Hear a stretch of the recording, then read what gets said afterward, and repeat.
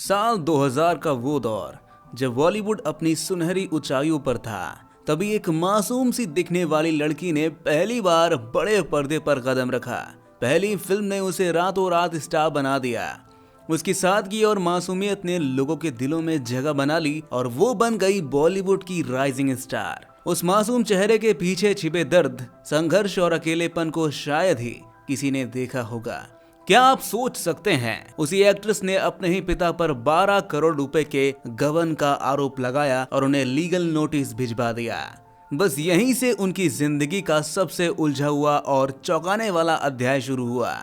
Hit फिल्मों के बावजूद एक ऐसा वक्त भी आया जब बड़े बड़े डायरेक्टर्स और प्रोड्यूसर्स ने उनसे दूरी बनानी शुरू कर दी।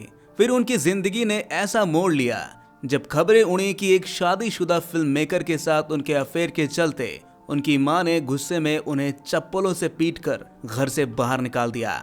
ये कहानी सिर्फ एक एक्ट्रेस की नहीं है, बल्कि उस इंसान की है जिसने अपनी पर्सनल और प्रोफेशनल जिंदगी के बीच फंसकर सब कुछ खो दिया, जिसका नाम है अमीषा पटेल। इन्होंने अपनी सादगी और मासूमियत से लाखों दिलों को जीता। उसकी जिंदगी में ऐसा मोड़ आया जिसने सब कुछ बदल कर रख दिया। मीडिया और साथ काम करने वाले लोगों से बदसलूकी ने उनके करियर पर गहरा असर डाला। तो चलिए जानते हैं अमीषा पटेल की इस अनसुनी कहानी के पीछे सच, जो आपको सोचने पर मजबूर कर देगा।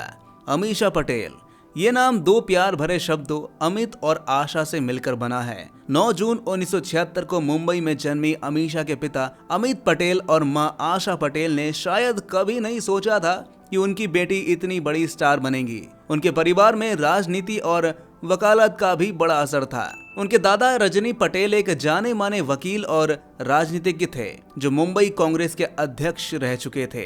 अमीषा के 3 साल बाद उनके भाई अश्मित पटेल का जन्म हुआ, जो बाद में खुद एक्टर बने। अमीषा की पढ़ाई लिखाई मुंबई में शुरू हुई। इसके बाद वो बॉस्टन चली गई। वहां पढ़ाई के दौरान उन्होंने अपनी जिंदगी के कुछ खूबसूरत और यादगार पल जिए। भारत लौटने पर उन्होंने थिएटर ग्रुप ज्वाइन किया और नाटक नीलम में भाग लिया। उनकी मासूमियत और खूबसूरती ने उन्हें विज्ञापनों की दुनिया में भी चमकने का मौका दिया। अमीषा को फिल्मों में पहला ब्रेक उनके पिता के पुराने दोस्त और बॉलीवुड के मशहूर फिल्म निर्माता राकेश रोशन ने दिया। साल 2000 की बात है, जब राकेश रोशन अपने बेटे ऋतिक रोशन को लॉन्च करने के लिए कहो ना प्यार है बना रहे थे। ये कहानी जितनी फिल्मी लगती है उतनी ही दिलचस्प है दोस्तों। पहले इस फिल्म के लिए करीना कपूर को फाइनल किया गया था, लेकिन 6 दिन की शूटिंग के बाद करीना कपूर की मां बबीता ने इस प्रोजेक्ट से करीना को हटवा दिया। राकेश रोशन इस परेशानी में पड़ गए कि अब कौन इस किरदार को निभाएगा भाई। तभी उन्हें याद आया कि उनके दोस्त अमित की बेटी अमीषा कई विज्ञापनों में काम कर चुकी हैं। उन्होंने तुरंत अमित को फोन किया और ऑफर दिया। अमीषा के लिए ये एक सपने जैसा था। उन्होंने तुरंत हाँ कर दी। कहो ना प्यार है सिर्फ एक फिल्म नहीं, बल्कि एक इतिहास बन गई। ऋतिक और अमीषा की जोड़ी ने बॉक्स ऑफिस पर धमाल मचा दिया।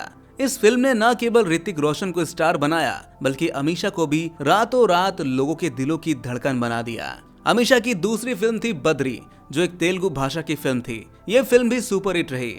इसके बाद आया वो मौका जिसने अमीषा को हमेशा के लिए बॉलीवुड की यादों में बसा दिया। 2001 में उन्होंने गदर एक प्रेम कथा में सकीना का किरदार निभाया, लेकिन ये रोल पाना इतना आसान नहीं था। गदर के लिए 500 लड़कियों ने ऑडिशन दिया था, जिसमें से केवल 22 लड़कियों को स्क्रीन टेस्ट के लिए चुना गया। इन 22 में से अमीषा को 12 घंटे के कठिन ऑडिशन के बाद फाइनल किया गया। ये फिल्म बॉक्स ऑफिस पर एक ऐतिहासिक सफलता साबित हुई। सकीना के किरदार ने अमीषा को लोगों के दिलों में अमर कर दिया। लेकिन गदर की गूंज के साथ ही उनके जीवन में खामोशियों का दौर भी शुरू हो गया। गदर की अद्भुत सफलता के बाद अमीषा पटेल ने अपने करियर की ऊंचाई को छुआ, लेकिन ये सफलता लंबे समय तक टिक नहीं पाई। 2001 में आई ये जिंदगी का सफर और 2002 में बॉबी देओल के साथ क्रांति जैसी फिल्में बॉक्स ऑफिस पर फ्लॉप हो गई। ऋतिक रोशन के साथ आप मुझे अच्छे लगने लगे और सलमान खान के साथ ये है जलवा ने दर्शकों को खास प्रभावित नहीं किया। हालांकि 2002 में हमराज जैसी फिल्मों ने थोड़ी राहत जरूर दी। अक्षय खन्ना और बॉबी देओल के साथ उनकी ये फिल्म बॉक्स ऑफिस पर सफल नहीं रही, लेकिन 2002 से 2005 के बीच उनकी कई हिंदी और तमिल फिल्में लगातार फ्लॉप होती रहीं। हर गिरते सितारे की तरह अमीषा के करियर में भी वो समय आ चुका था जब उन्हें लीड रोल मिलना बंद हो चुका था। वो जो कभी एक उभरती हुई स्टार थी, अब छोटे और साइड रोल्स में नजर आने लगी। उनकी फिल्मों में न उनकी उपस्थिति कोई बड़ा असर डालती थी और न ही उनकी छवि उन्हें बचा पा रही थी। 2006 से 2008 तक अमीषा ने अपनी छवि को बदलने की कोशिश की। उन्होंने थोड़ा प्यार थोड़ा मैजिक में बिकनी आइटम डांस किया। इसके लिए उन्होंने स्कूबा डाइविंग सीखी और काफी मेहनत की, लेकिन ये फिल्म भी बॉक्स ऑफिस पर असफल रही। इसके बाद 2011 में चतुर सिंह 2 स्टार, 2013 में रेस 2 और शॉर्टकट रोमियो और 2018 में भैया जी सुपरहिट जैसी फिल्मों में उनके छोटे छोटे रोल्स ने उन्हें दर्शकों के दिलों में वापसी का मौका नहीं दिया। धीरे धीरे वो बड़े पर्दे पर से गायब होने लगी। अमीषा की पर्सनल लाइफ हमेशा विवादों से भरी रही। 2004 में उन्होंने अपने पिता पर 12 करोड़ रुपए के गबन का आरोप लगाया। ये मामला उस समय सुर्खियों में रहा। अमीषा का कहना था कि उनके पिता ने उनके पैसों का इस्तेमाल अपनी डूबती हुई बिजनेस को बचाने में किया। ये विवाद न केवल उनकी पारिवारिक जिंदगी को प्रभावित कर गया, बल्कि उनके करियर पर भी इसका गहरा असर पड़ा। मीडिया रिपोर्ट्स के मुताबिक उनके माता पिता उनके विक्रम भट्ट के साथ रिश्ते से भी नाखुश थे। एक समय तो ऐसा भी आया जब उनकी मां ने उन्हें चप्पलों से पीटकर घर से बाहर निकाल दिया। इसके बाद अमीषा ने अपने पिता पर केस कर दिया। हालांकि 2009 में रक्षाबंधन के मौके पर उन्हें अपने भाई अश्मीश पटेल के साथ देखा गया, जिससे ये कयास लगाए गए कि परिवार में सुलह हो गई होगी। 2018 में फैमिली ऑफ ठाकुरंजन फिल्म के निर्माता अजय सिंह ने उन पर 2.5 करोड़ रुपए की ठगी का आरोप लगाया। उनका दावा था कि अमीषा ने एक म्यूजिक वीडियो बनाने के लिए पैसे लिए, लेकिन ना तो वीडियो बनाई और ना ही पैसे लौटाए। इस मामले में रांची की अदालत ने उनके खिलाफ वारंट जारी किया। इसके अलावा Indian motion picture producers association ने भी अमीषा को समन भेजे। प्रोड्यूसर्स हरीश पटेल ने आरोप लगाया कि अमीषा अपने प्रोडक्शन तले फिल्म देसी मैजिक बनाने के लिए उनसे 65 लाख रुपए लिए थे और कई बार चेक दिए, लेकिन सभी चेक बाउंस हो गए।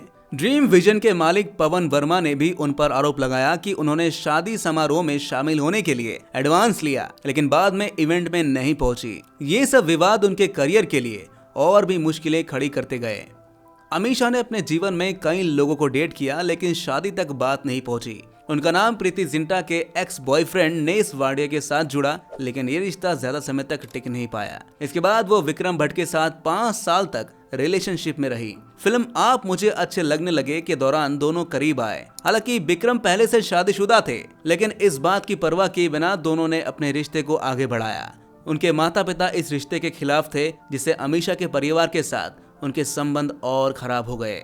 इसके बाद उनका नाम लंदन के बिजनेसमैन काना पुरी और पाकिस्तानी एक्टर इमरान अब्बास के साथ भी जुड़ा, लेकिन इन रिश्तों ने उन्हें वो स्थिरता नहीं दिलाई जिसकी वो तलाश कर रही थी। जिंदगी में कई उतार चढ़ावों का सामना करने के बाद अमीषा पटेल ने एक लंबे समय बाद गदर 2 से बॉक्स ऑफिस पर शानदार सफलता पाई और अमीषा एक बार फिर चर्चा में आ गई। उनके करियर का ये दूसरा मौका शायद उनकी मेहनत और लगन का फल था। दोस्तों, अमीषा पटेल की कहानी हमें ये सिखाती है कि सफलता के बाद उसे बनाए रखना कितना मुश्किल होता है। बॉलीवुड में टिके रहने के लिए सिर्फ टैलेंट ही नहीं, बल्कि पर्सनल और प्रोफेशनल बैलेंस भी बहुत जरूरी है। उनकी कहानी में दर्द है, संघर्ष है और वापसी की उम्मीद भी।